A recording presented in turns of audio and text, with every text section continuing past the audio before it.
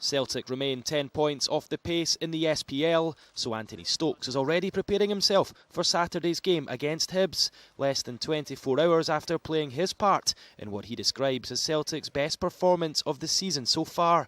One he says was for the boss. The gaffer does his best, and he looks into every detail of every training.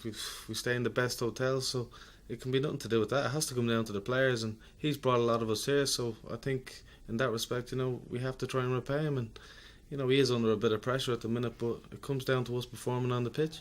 And they certainly did just that last night, having fallen behind when Ivan Sproul's shot deflected in off Daniel Majstorovic. Their manager's half-time pep talk had the desired effect. With Neil Lennon's words still ringing in their ears, James Forrest got the comeback underway with a terrific strike. The teenager then got on the end of a fine passing move to score Celtic's second. 2-1 Celtic! Stokes got in on the act with a rare header, putting Hibs to bed.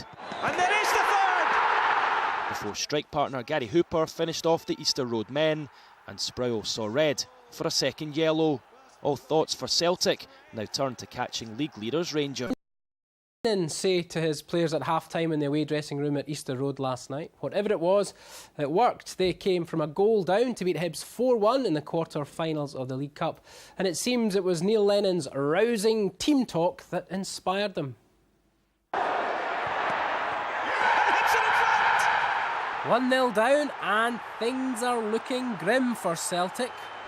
Then James Forrest shuffling it back in the right. James Forrest again! 2-1 Celtic! And there is the third! Hooper for 4! So what caused the transformation? The boss's half-time pep talk, maybe? What did the manager say to the team at half-time? Well, obviously, all the players knew themselves that the first half performance wasn't up to scratch, and he let us know that. We'll probably never know what was said and how it was said behind the away dressing room doors at Easter Road, but rhetorical flourishes and rollickings are part of the fabric of the game.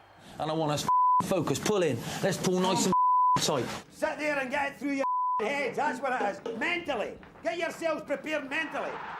If that kind of hairdryer treatment works for Neil Lennon, why doesn't he read the riot act before the game? The way he went on at half-time, you can't really do that at the start of the game.